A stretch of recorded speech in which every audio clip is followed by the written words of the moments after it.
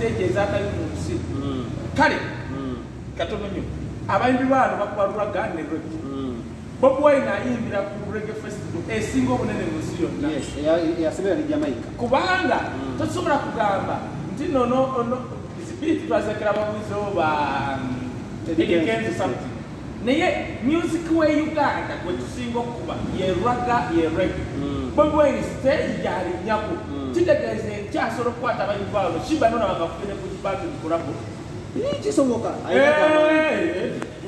Bobi Wine ayimba obiyimba president wa Jamaica n'amutwitinga wano wawa moyo agenda eyayita bigibigi ewe yayimba oluyimba yarukome mu makati n'ayogera nga flat siraba omuntu afulatinge mu yimba oyo ani gw'ogamba tomumanyi ow'ekiwatule UK buli mwaka celebrating obulamu bwa Mandela baleeta abayimbi kati bagamba wayi katuleeteko mu Uganda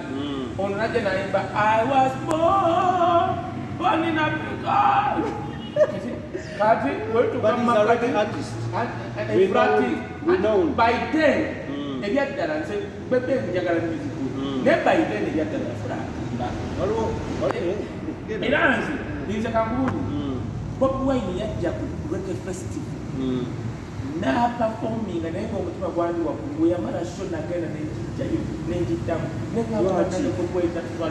abayo jukira ono yayita munene munene yali amaze okufulatingira ku sho ya Mandela netugamba wali atatano munenenene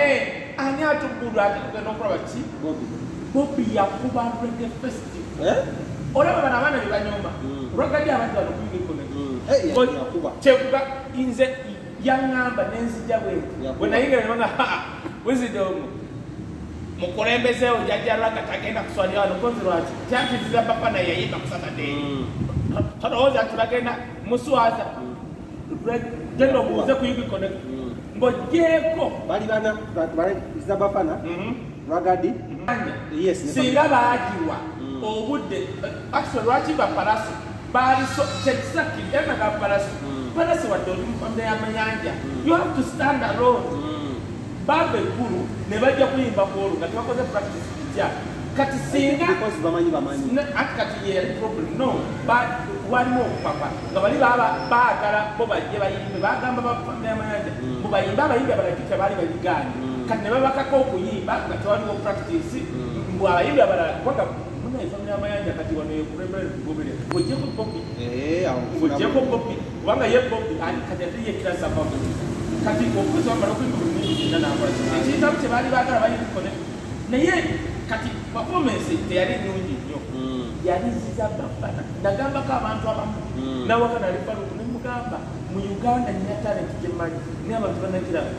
yaziza Zabafana olwo Zabafana nga yakatwala emyaka ng'esatu ayimba orapo ne paraso olaba yempeke jukira kati paraso atulinye ku mitwe emyaka ng'esatu yali n'ogamba kunyenyayo naye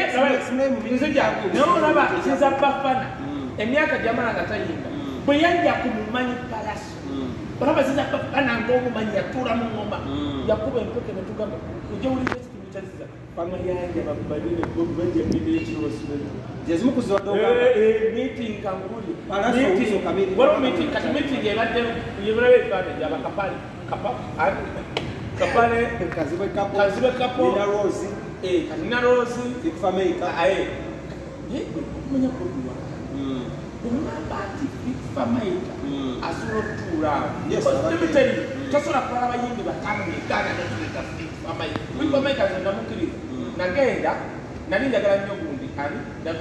Davido ono Nigeria ava ku Wizkid ono mulala Davido naye anakange nenda Wizkid ono katonda kati